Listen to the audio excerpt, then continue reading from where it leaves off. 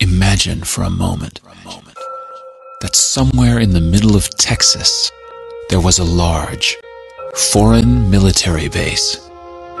Say Chinese or Russian. Imagine that thousands of armed foreign troops were constantly patrolling American streets in military vehicles. Imagine they were here under the auspices of keeping us safe, or promoting democracy, or protecting their strategic interests. Imagine that they operated outside of U.S. law and that the Constitution did not apply to them. Imagine that every now and then they made mistakes or acted on bad information and accidentally killed or terrorized innocent Americans, including women and children, most of the time with little or no repercussions or consequences. Imagine that they set up checkpoints on our soil and routinely searched and ransacked entire neighborhoods of homes. Imagine if Americans were fearful of these foreign troops and overwhelmingly thought America would be better off without their presence.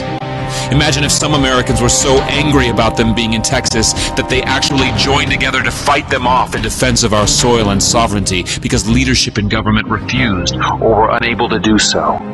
Imagine that those Americans were labeled terrorists or insurgents for their defensive actions and routinely killed or captured or tortured by the foreign troops on our land.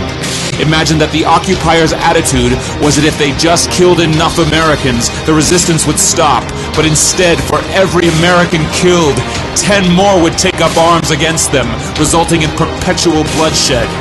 Imagine if most of the citizens of the foreign land also wanted these troops to return home.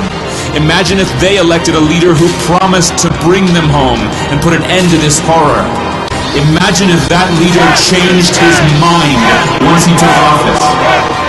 The reality is that our military presence on foreign soil is as offensive to the people that live there as armed Chinese troops would be if they were stationed in Texas. Shutting down military bases and ceasing to deal with other nations with threats and violence is not isolationism. It is the opposite. Opening ourselves up to friendship, honest trade, and diplomacy is the foreign policy of peace and prosperity. It is the only foreign policy that will not bankrupt us in the short order, as our current actions most definitely will. I share the disappointment of the American people in the foreign policy rhetoric coming from the administration. The sad thing is, our foreign policy will change eventually, as Rome's did, when all budgetary and monetary tricks to fund it are exhausted. Click here to learn how Ron Paul is America's strongest presidential candidate on national defense. Or get involved and click here to learn how to register to vote in 2012.